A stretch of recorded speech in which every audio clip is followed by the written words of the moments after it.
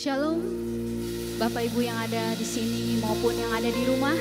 Kita percaya Tuhan kita hadir dimanapun kita berada, amin. Mari saya undang kita boleh bangkit berdiri bersama-sama, dan yang di rumah juga boleh bangkit berdiri. Kita mau meninggikan nama Tuhan. Kami bersyukur Tuhan untuk kebaikan dan kemurahan-Mu di dalam hidup kami.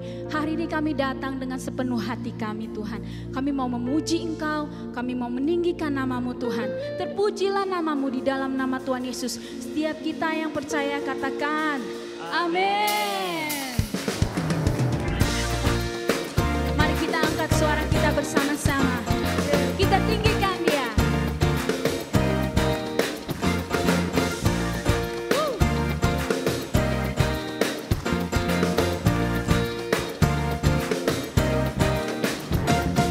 Angkatlah suaramu, puji dan serukan nama Yesus. Tanggalkan bebanmu, tak perlu kau khawatir, sebab Dia sanggup. Gerakkan, ayo gerakkan kakimu, menarilah dan bertepuk tangan, bersukacitalah, tak perlu kau khawatir, sebab Dia sanggup. Sekarang nyanyikan kebesarannya, Dia kuat dan penuh kuasa. Bersorak-sorai karena kasih-Nya telah datang melawat kita. Nyanyi bagi Dia, kami mau bernyanyi bagi-Mu Tuhan.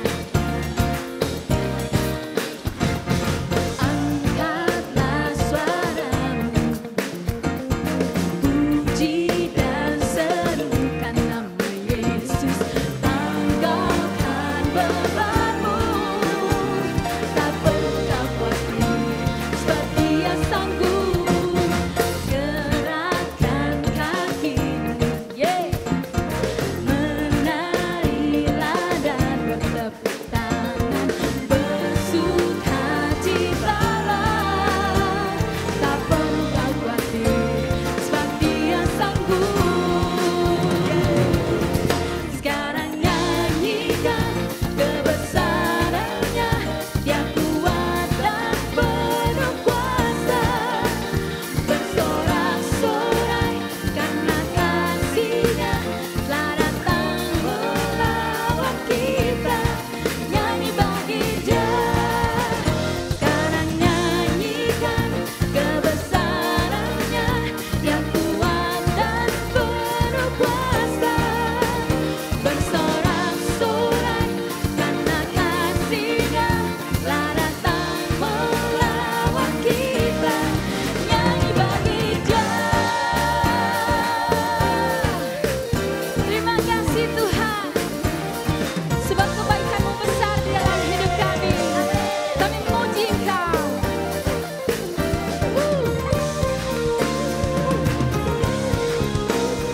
Mari dengan sukacita kita menyanyi bersama-sama. Dengan sukacita ku kan menari, dengan sorak-sorai memuji, ku naikkan pujian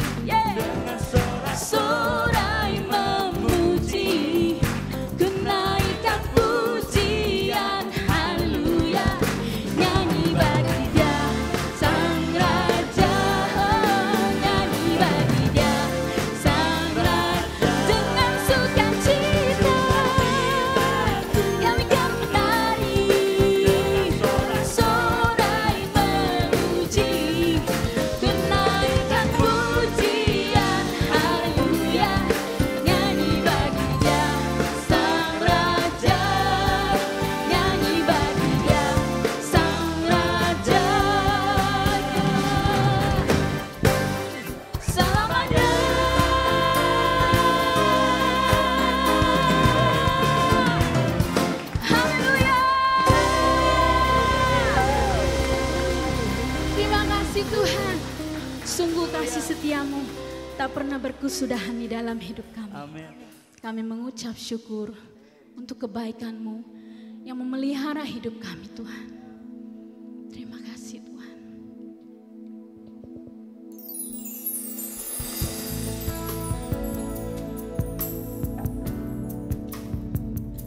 Hari ini Tuhan kami merasa tenang Tuhan. Karena kami tinggal di dalam Engkau.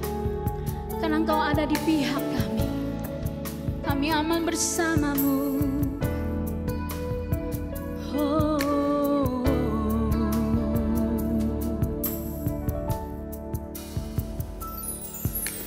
Tenang, Yesus penolongku.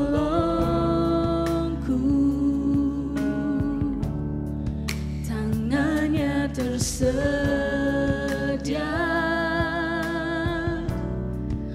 menopang hidupku.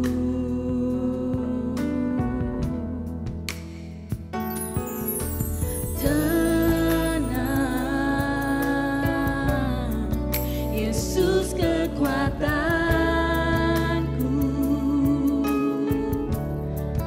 Jalan bersama Dia,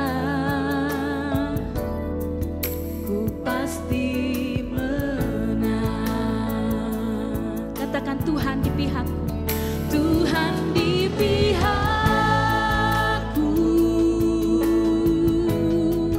ku tak akan takut. Sesulit apapun, hatiku tetap percaya. Mujizatnya selalu tersedia bagiku. Tuhan di pihakku, ku yakin dan percaya. Haleluya.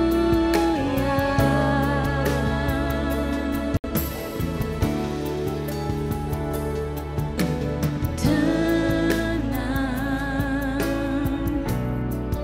Yesus kekuatanku.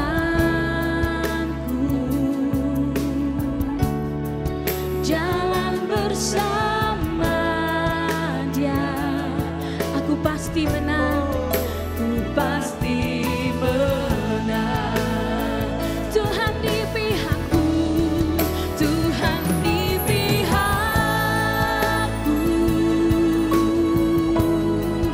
Ku tak akan takut. Sesulit apapun, hatiku tetap percaya.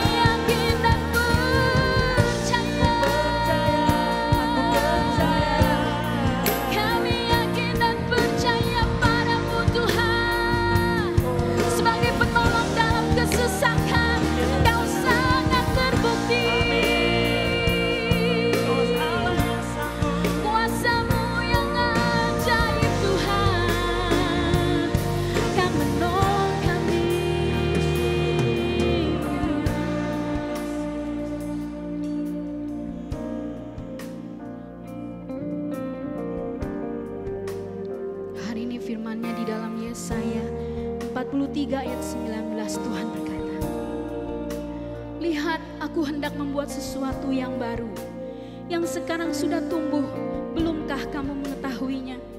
Ya, aku hendak membuat jalan di padang gurun dan sungai-sungai di padang belantara. Allah kita adalah Allah pembuat keajaiban. Tidak ada sesuatu apapun yang mustahil bagi Dia. Di tangannya ada kuasa untuk membuat dari yang tidak ada menjadi ada. Dan Dia yang akan membuat jalan bagi kita ketika kita merasa tidak ada jalan keluar. Terima kasih Tuhan, kami percaya dengan cara-Mu yang ajaib Tuhan, Kau akan membuat jalan bagi setiap persoalan yang ada di dalam hidup kami. Engkau adalah pembuat keajaiban. Terima kasih Tuhan. You are our way maker. You are our miracle worker. Kau bekerja dengan cara-Mu yang ajaib Tuhan, di luar akal pikiran kami.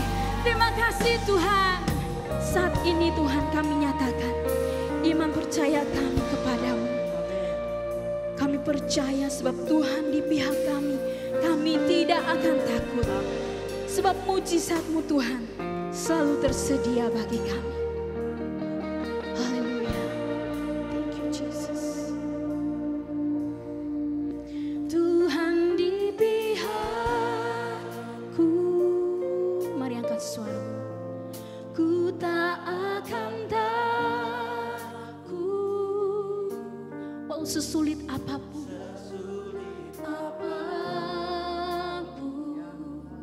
Hatiku tetap percaya. Mujizatnya selalu tersedia bagiku.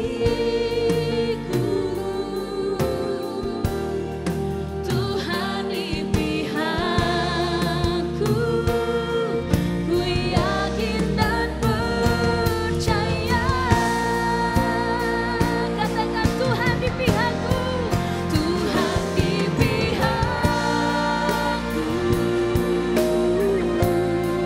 ku tak akan takut.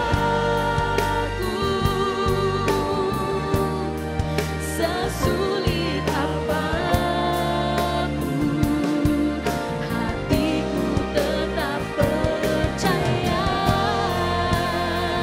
Mujizatnya, mujizatnya selalu tersedia bagiku.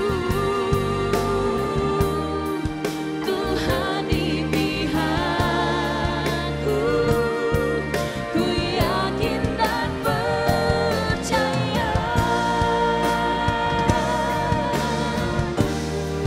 Tuhan di pihakku,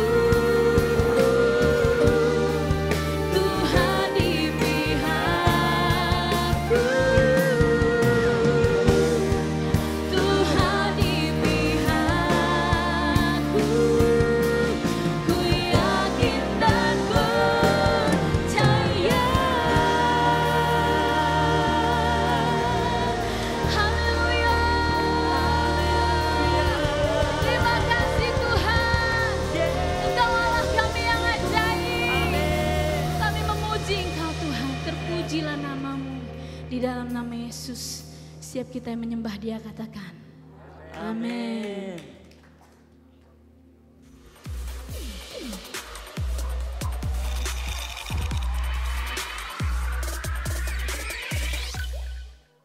Bagi Bapak Ibu Saudara yang ingin memberi persembahan atau perpuluhan, Anda dapat mentransfer ke Bank BCA dengan nomor rekening 391 300 9394 atas nama Gereja Yesus Kristus Tuhan.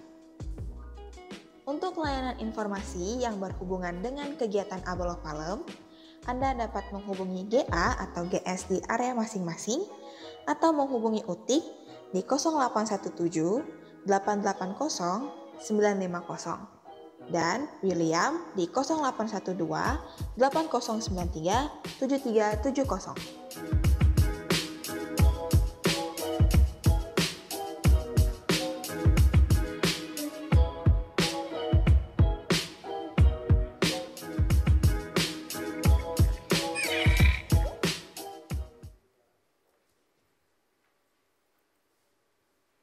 Haleluya, shalom.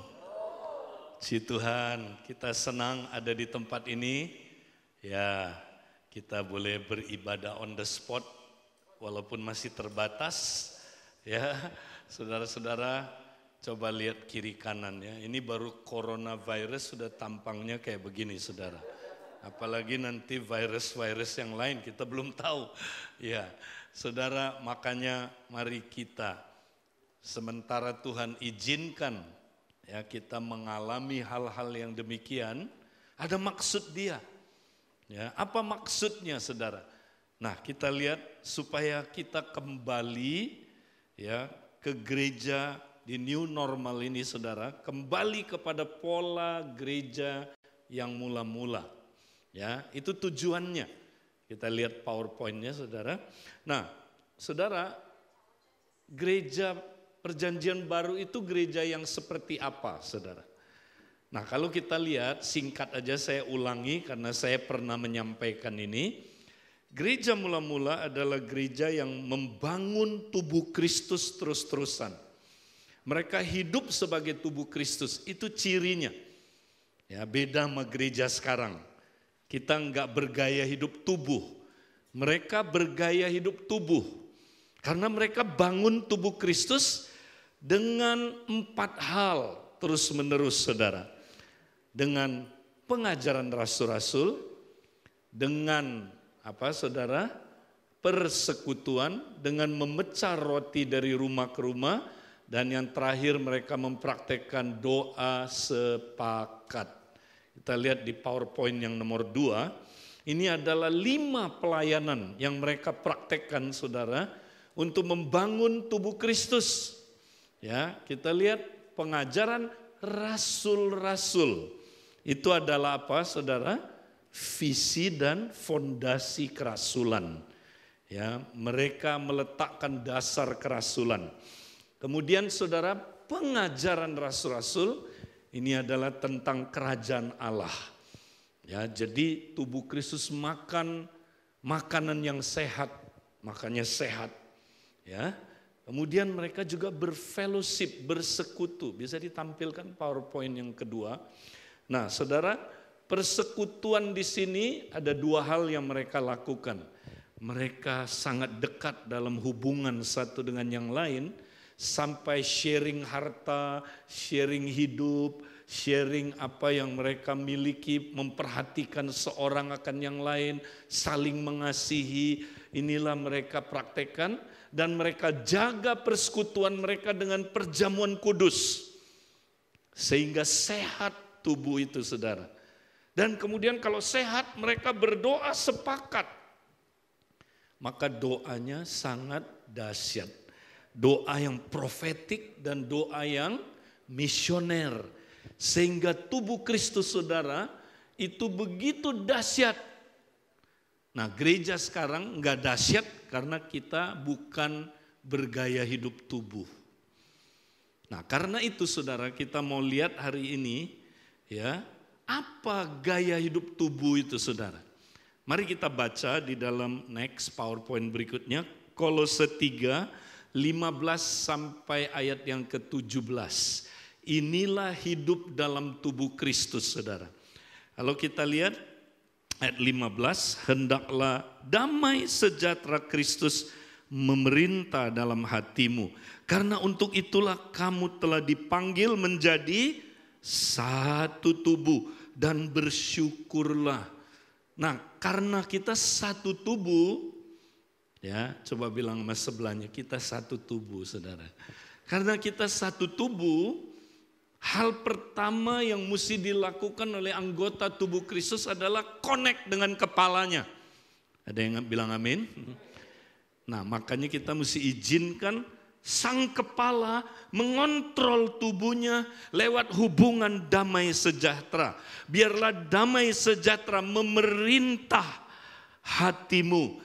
Jadi tiap anggota mesti diperintah oleh kepala. Ya, kita mesti cari pemerintahan sang kepala, saudara. Makanya kita mesti serahkan hidup kita untuk hidup di hadirat sang kepala, saudara. Ini namanya Coram Deo. Praktek terus tinggal di hadiratnya Sang Kepala. Itu hal pertama yang kita mesti hidupi. Nah gereja sekarang enggak. Makanya saudaraku enggak dahsyat. Yang kedua saudara, ayat yang ke-16. Hendaklah perkataan Kristus diam dengan segala kekayaannya di antara kamu, sehingga kamu dengan segala hikmat mengajar dan menegur seorang akan yang lain sambil menyanyikan mazmur dan puji-pujian dan nyanyian rohani, kamu mengucap syukur kepada Allah di dalam hatimu. Nah, hal kedua yang kita mesti lakukan setelah kita connect sama kepala, nanti kepala akan menggerakkan tubuhnya saudara untuk saling melayani sehingga tubuhnya pulih. Tubuhnya mengalami transformasi hati. Ya. Sehingga saudara firman Tuhan datang di tengah-tengah tubuhnya dan firman ini dipakai untuk saling mengajar, saling menegur.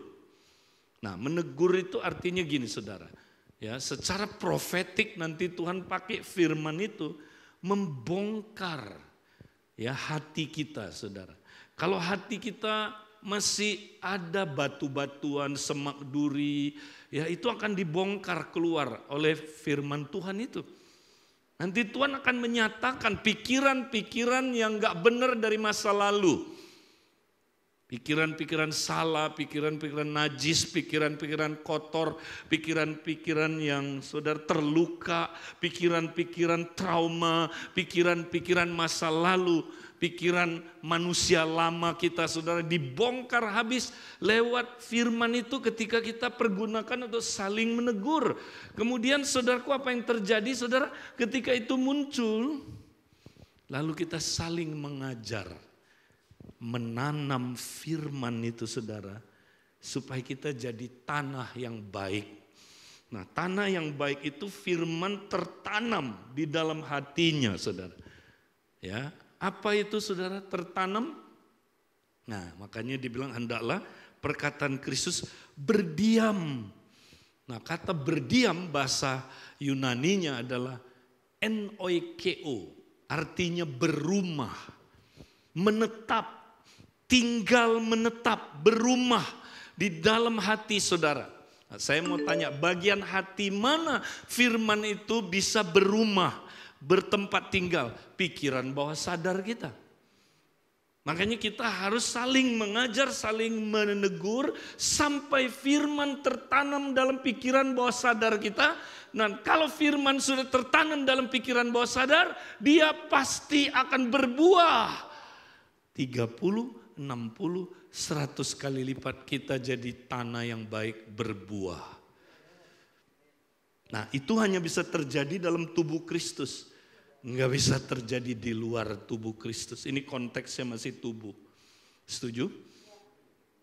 Nah itu yang kedua. Jadi pertama connect sama kepala. Kedua kepala akan tolong kita saling. Dia akan menggerak kita saling tolong menolong dalam transformasi hati. Nah yang ketiga saudara kita lihat ayat yang ke-17. Dan segala sesuatu yang kamu lakukan dengan perkataan atau dengan perbuatan, lakukanlah semuanya itu dalam nama Tuhan Yesus. Sambil mengucap syukur oleh Dia kepada Allah Bapa kita. Nah karena kita hidup dalam tubuh saudara. Maka apa aja yang kita lakukan bukan lagi kita melakukan untuk kepala. Tapi kepala yang menggerakkan kita melakukannya. Nah ini saudara harus mengerti. Perjanjian lama adalah kita melakukan sesuatu untuk Tuhan dengan kekuatan sendiri. Perjanjian baru adalah kepala yang melakukan apa-apa lewat tubuhnya. Lihat, tubuh saya saudaraku bukan anggota tubuh melakukan sesuatu untuk kepala. Kepala yang melakukan sesuatu lewat anggota tubuh. Ada yang bilang amin? Nah saudara ngerti hidup dalam tubuh, itu hidup dalam tubuh. Jadi nanti kepala yang menggerakkan saudara.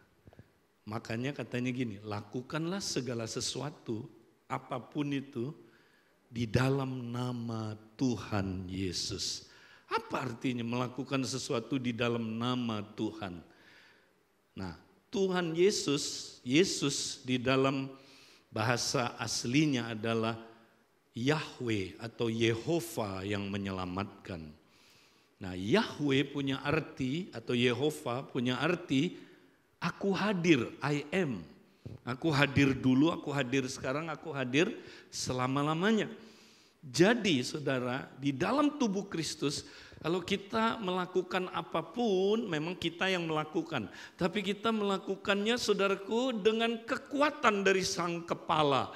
Ya, kita lakukan di hadirat kepala. Atau dengan perkataan lain, sebenarnya saudaraku, kepalalah yang melakukannya melalui kita. Jadi kita connect dulu, saudara. Waktu kita connect sama kepala, nanti kepala bilang, kamu ya, bisnisnya mesti begini. Ya, kalau kita connect dengan kepala, kepala bilang, kamu sama istri nggak bener tuh hubungannya, beresin. Ya, ketika kita connect sama kepala, saudara, kita hubungan sama anak-anak kita, dia akan bilang, kamu mendidik anaknya nggak bener, yang bener kayak begini. Dia gerakkan kita melakukan yang benar. Itu hidup dalam tubuh. Nah, 3 ini kalau kita udah hidupi, saudara, baru terjadi ayat 18 sampai ayat yang berikutnya. Nah, kita lihat, saudara. Maka ayat 18 baru terjadi apa, saudara? Pemulihan keluarga, pemulihan suami istri dulu. Ya. Nah, makanya kalau kita udah hidup dalam tubuh, ayat 15 sampai ayat yang ke-17, baru ayat 18 dan selanjutnya terjadi sebagai akibat dari kita hidup dalam tubuh. Nah, jangan terbalik. Hari-hari ini saudara, orang mau beresin keluarga dulu, baru bisa hidup dalam tubuh. Terbalik cara berpikirnya, cara berpikir sesat. Ya, makanya ada gereja nggak beres-beres karena ngurusin keluarga terus, nggak beres-beres, saudara.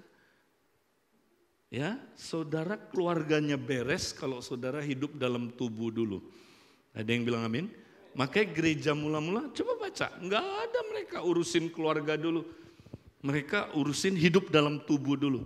Ketika hidup dalam tubuh, nah yang pertama-tama nanti Tuhan beresin pernikahan dulu. Kemudian keluarga. Kenapa? Karena unit dasar tubuh Kristus adalah keluarga. Setuju? Karena saudaraku, waktu Tuhan menciptakan manusia, dia bilang marilah kita jadikan manusia menurut gambar dan rupa kita. Yang pertama dia ciptakan keluarga. Setuju? Makanya aneh, saudara. Kalau orang hidup dalam tubuh Kristus, pasti kepala suruh dia beresin keluarga dulu. Pasti. Dan bukan cuma itu, saudara, keluarganya nanti beres. Saya temukan dahsyat banget prinsip ini. Nah, makanya baru ayat yang ke-18. Hai istri-istri, tanduklah suamimu. Amin. Wah, istri-istri mulai ketawa, pelepasan ini. Ya. Tanduk apa tunduk? Tunduk. Kenapa banyak istri tanduk? Karena dia nggak melakukan fungsi istrinya di hadirat kepala. Karena bukan kepala yang menggerakkan dia untuk jadi istri yang berperan dengan baik. Kalau istri-istri hidup dalam tubuh, kepala nanti yang gerakkan kau jadi istri yang baik. Ada yang bilang amin? Kalau engkau istri yang belum pulih, akan dipulihkan Tuhan. Karena kepala concern sekali sama tubuhnya, saudara. Kalau dia lihat ini istri, kenapa ya dia belum jadi istri yang baik. Dia bukan tunduk, tanduk terus. Oh, ada hal-hal dalam dirinya yang gak beres. Dibongkar sama Tuhan. Nah, dibongkarnya di mana, saudara? Dalam tubuh Kristus. Makanya kita mesti punya komsel. Karena wujud tubuh Kristus itu kompak dan komsel itu, saudara. Ya. Karena kita nggak bisa berfellowship sama tubuh Kristus universal, nggak bisa. Kita juga nggak bisa berfellowship sama tubuh Kristus lokal, sekota, nggak pernah bisa ketemu. Sekarang aja kita Abalef Taman Palem aja nggak bisa ketemu semua. Berarti kita berinteraksinya sama siapa? Ya, Komsel dan Kompak, saudara, itu. Jadi nanti di situ terjadi pemulihan. Nah, saudara, istri-istri nanti Tuhan bongkar, saudara. Nah ini nih, kamu belum pulihnya karena kamu punya pikiran bawah sadar. Kamu itu trauma sama laki-laki. Kamu itu suka nanduk, kenapa? Karena kamu waktu kecil di abuse terus sama papa kamu. Sama laki-laki kamu berkali-kali dikecewakan. Muncul semua itu, saudaraku. Nah waktu itu muncul di Komsel, di Kompak, dia ditolong untuk saudaraku supaya luka masa lalu itu disembuhkan. Ada yang bilang amin? Sehingga istri-istri pulih. Dia jadi istri yang baik. Ada yang bilang amin? Nah, istri yang belum pulih bilang begini, suami gua dulu pulih, baru gua mau pulih. Bilang sama sebelahnya, saya kenal istri yang satu itu, saudara. Ini ayat bukan untuk suami saudara atau untuk ini langsung ditujukan kepada Anda. Suami juga suka gitu, istriku kalau belum pulih, sorry ya. Ada suami bilang gini, saudara. Ya pokoknya gue mau rubah istri gue dulu. Kalau dia bisa tunduk baru gue mengasihi dia. Ini ayat bukan untuk suami. Coba lihat suami. Ya ini langsung untuk istri bukan untuk suami. Jangan urusin orang lain dulu, urusin yang ayat kita. Nah ayat kita yang mana? Suami ayat yang ke-19. Bilang sama sebelahnya itu ayat kamu suami ayat 19.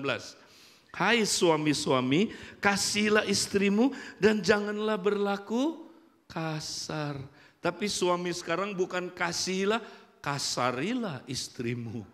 Ya, salah baca dia, saudara. Nah, kenapa suami kasar? Banyak luka di masa lalu, saudara. Kasar. Ya, karena dulu waktu kecilnya banyak luka ibu. Luka dari ibu, ya makanya dia kasar. Nah itu mesti dibongkar dulu, saudara. Di mana dibongkarnya? Di tubuh Kristus. Kalau kita hidup ayat 15 sampai ayat 17 dulu baru terjadi.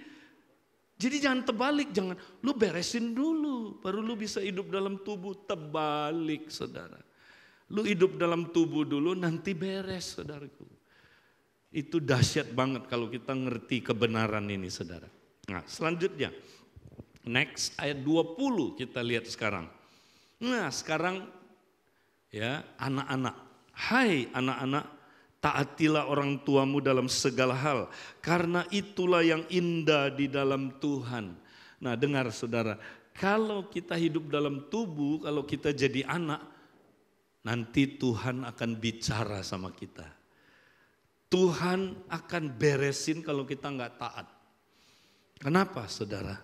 Ya, nanti Roh Kudus bongkar. Kenapa kamu nggak taat? Nah, ada sesuatu saudara. Dibongkar sama Tuhan. Lalu anak-anak ini pulih. Nah, setelah dia pulih dia taat sama orang tua. Terus apa? Ayat 21, bapak-bapak, hai bapak-bapak, janganlah sakiti hati anakmu supaya jangan tawar hatinya.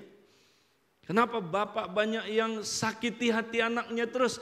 Karena dia dulu disakiti. Bapaknya juga begitu sama dia. Ya, dia kan meneruskan aja, saudara. Ya kan, pelayanan meneruskan. Jadi kalau dia dulu disakiti, ya dia sakiti lagi, saudara. Nah ini, gimana kita bisa sembuh kalau kita hidup ayat 15 sampai ayat yang ke-17, hidupi itu dulu, gaya hidup tubuh, nanti sembuh. Baru nanti apa saja yang kamu lakukan, ya kamu melakukannya dalam nama Tuhan Yesus Kristus. Ya, nanti saudara lihat hidup saudara luar biasa. dipulihkan keluarga-keluarga. Ya. Nah, makanya saudara, gimana kita praktek hidup di dalam tubuh Kristus ini? Ayat 15 sampai ayat 17 itu, bagaimana prakteknya? Nah, prakteknya adalah yang namanya ibadah sejati. Nanti saudara bisa lihat pattern di Alkitab, ya. Banyak sekali pattern ini saudara. Salah satunya penulis yang sama, Paulus menuliskan Roma 12 ayat 1 sampai 8. Kalau saudara perhatikan itu persis sama seperti Kolose tadi itu, yang ayat 15 sampai ayat 17, persis. Nah, jadi kalau saudara mau praktek hidup dalam tubuh, langkah awalnya apa? Ya, langkah praktisnya apa? Praktekin ibadah sejati tiap hari. Roma 12 ayat 1 sampai ayat 8. Itu sama persis sama Kolose 3 ayat yang ke-15 sampai 17. Nah, ini saya udah pernah sampaikan di pekerja, kita ulangi dikit ya. Yang pertama, persembahkan tubuh, ya, tubuh yang dipersembahkan. Karena tubuh kita bagian dari tubuh Kristus. Jadi mesti persembahkan. Tuhan, tubuhku ini tubuh Kristus. Tubuhmu Tuhan.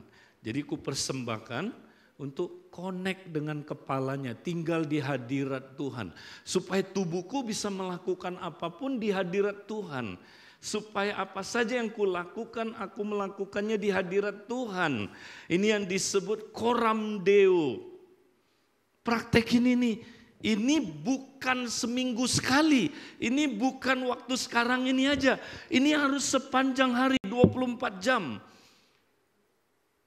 Kalau saudara belum mencapai 24 jam, belum hidup di dalam tubuh 24 jam. Gereja mula-mula hidup dalam tubuh 24 jam, saudara. Makanya dahsyat banget mereka. Ya. Nah, yang kedua, ya, mereka, ya, ayat yang kedua Roma 12, saling tolong menolong untuk mengalami pembaharuan budi. Ya, ingat saudara, Roma 12 ayat 2 itu pembaharuan budi. Budi itu adalah pikiran, perasaan, perilaku kita. Ya, itu budi. Jadi bukan cuman akal, bukan cuman pikiran, tapi pikiran, perasaan dan perilaku kita. Atau boleh dibilang transformasi hati. Ya, kita mengalami transformasi hati. Ya, kalau kita hidup dalam tubuh, saudara, maka Kristus akan memanifestasikan dirinya ke dalam. Hubungan ke dalam dulu. Dia akan pakai kita saling menyembuhkan, saudara. Nah, ini terjadinya tiap hari. Jadi ibadah sejati itu bukan pribadi, saudara. Itu barengan. Kalau saudara lakukan pribadi enggak dahsyat. Coba deh lakukan pribadi enggak banyak yang terjadi, saudara. Bukan enggak ada gunanya. Kurang efektif. Tapi kalau saudara lakukan barengan sama kompak saudara, barengan sama komsel saudara, wih dahsyat sekali saudara. Itu langsung nanti muncul saudara, pikiran-pikiran yang enggak benar muncul. Ya. Dan bukan cuma itu, kita saling tolong menolong untuk, ya, yang tadi kan, menegur dan mengajar, membuang yang enggak benar, mengimpartasi firman sampai firman berdiam di dalam pikiran bawah sadar kita. Baru kita tumbuh berbuah 30, 60, 100 kali lipat. Ada yang bilang amin? Yang terakhir saudara, bukan hanya itu, penjangkauan jiwa. Nah, ini jangan lupa. Kristus bukan hanya memanifestasikan dirinya ke dalam, tapi dia mau memanifestasikan dirinya keluar. Kalau saudara udah pulih, saudara pengen pulihin orang lain. Ada yang bilang amin? Kalau saudara mengalami Kristus, saudara pengen orang lain mengalami Kristus. Kalau saudara udah diselamatkan, saudara ingin orang lain diselamatkan. Haleluya. Nah, ini praktekkan ini saudara dalam hidup kita. Luar biasa. Ya. Di mana kita praktekkan? Di komunitas tubuh Kristus. Kita lihat berikutnya, saudara. Ya, yaitu Kompas dan Hafruta atau Ya, sorry, Komsel ini bukan Kompas nih, salah. Komsel dan Kompak atau Komsel dan Hafruta.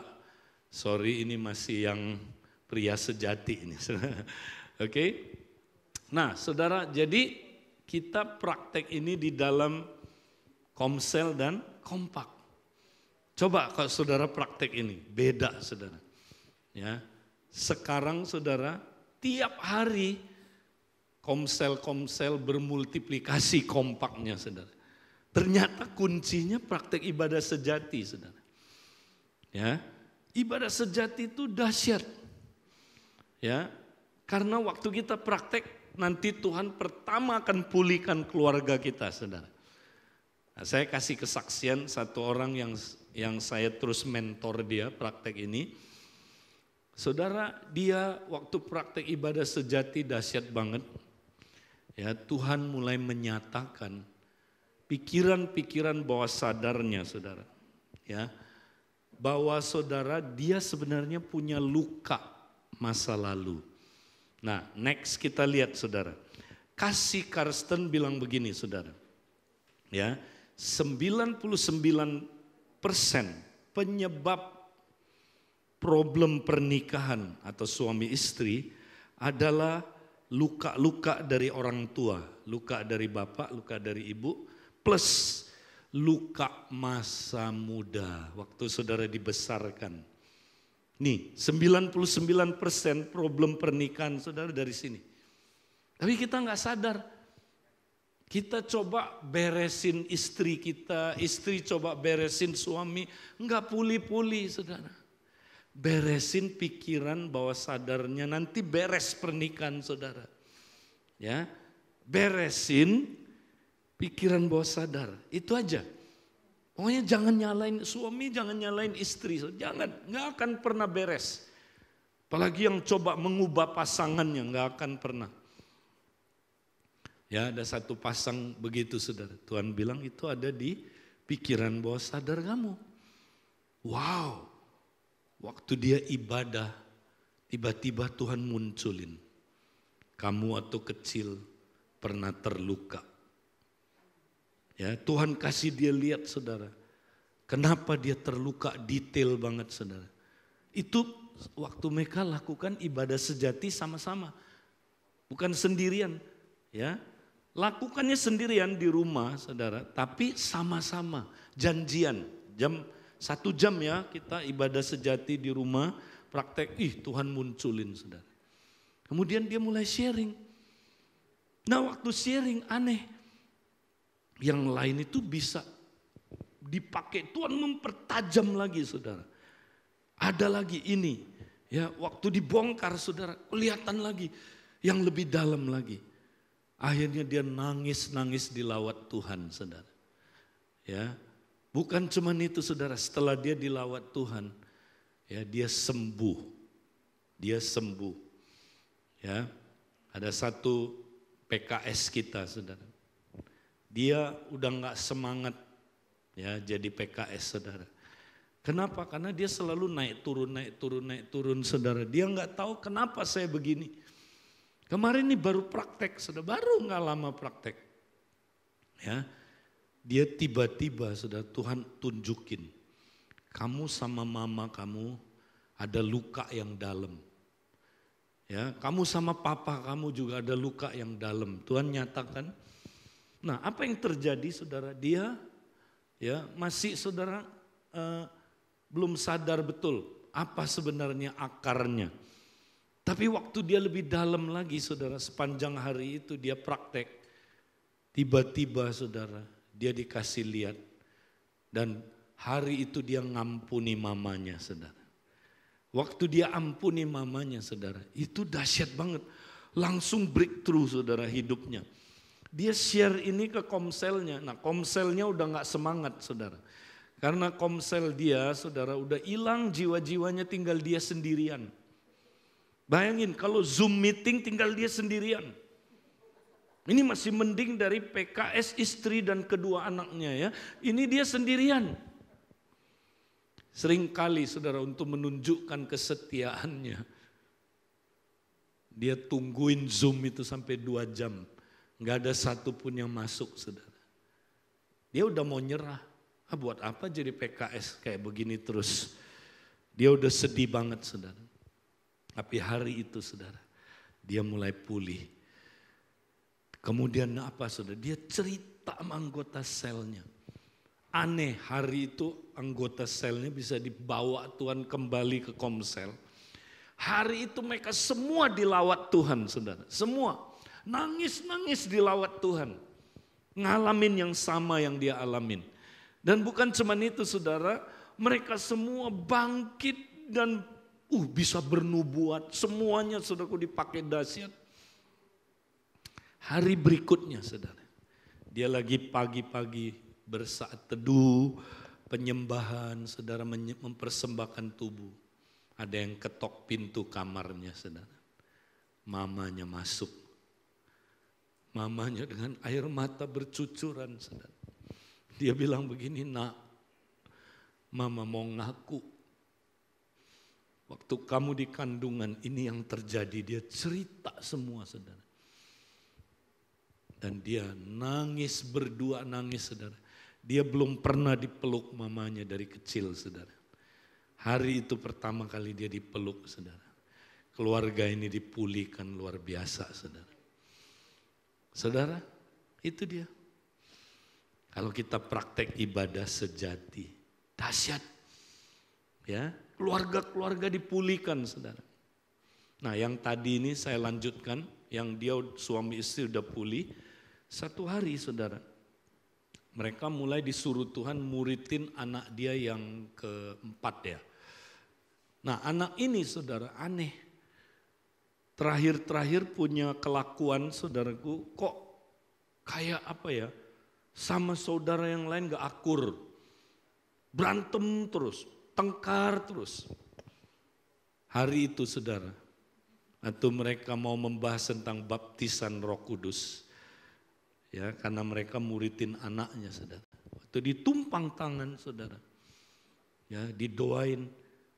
Tiba-tiba ya Tuhan kasih mamanya penglihatan, saudara. Kamu tahu kenapa anak kamu kayak gini? Karena waktu kamu hamil, dia masih ingat enggak? Kamu ke Singapura, waktu itu ya dokter mencurigai dia kayak ada semacam ya sakit yang berat di dia punya ini, saudara, kandungan.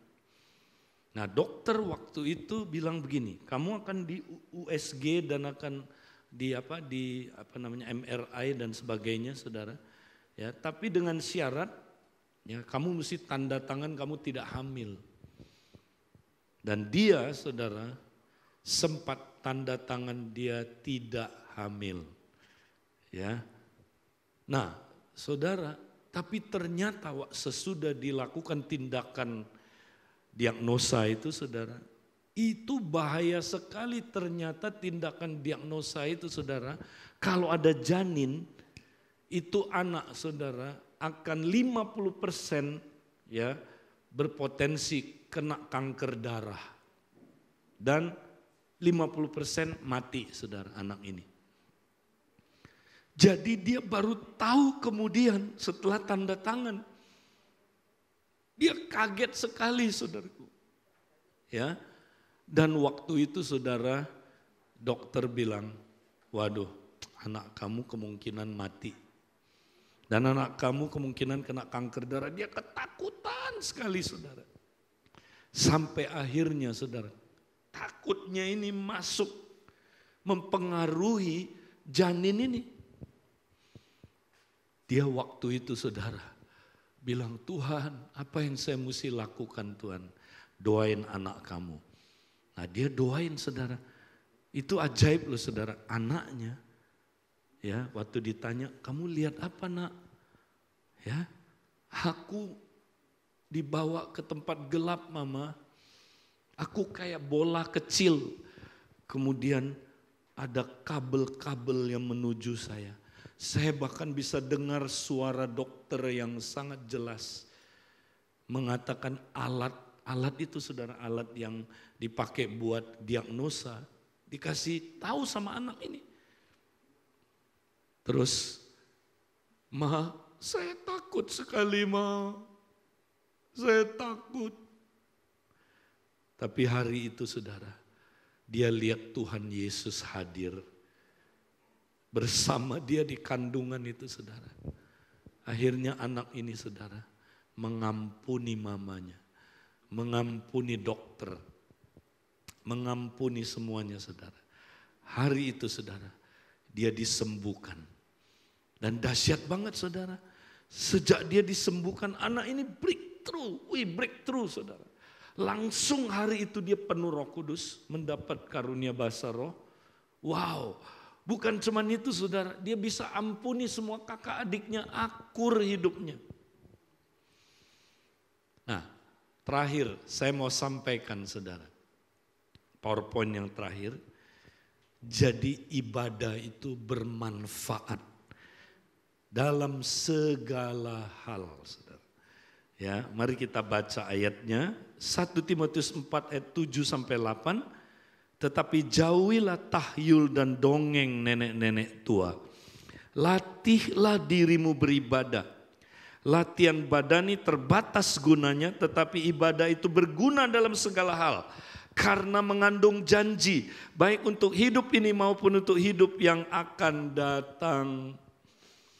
Saudara, Paulus membandingkan ibadah, latihan badani, dibandingkan dengan latihan ibadah.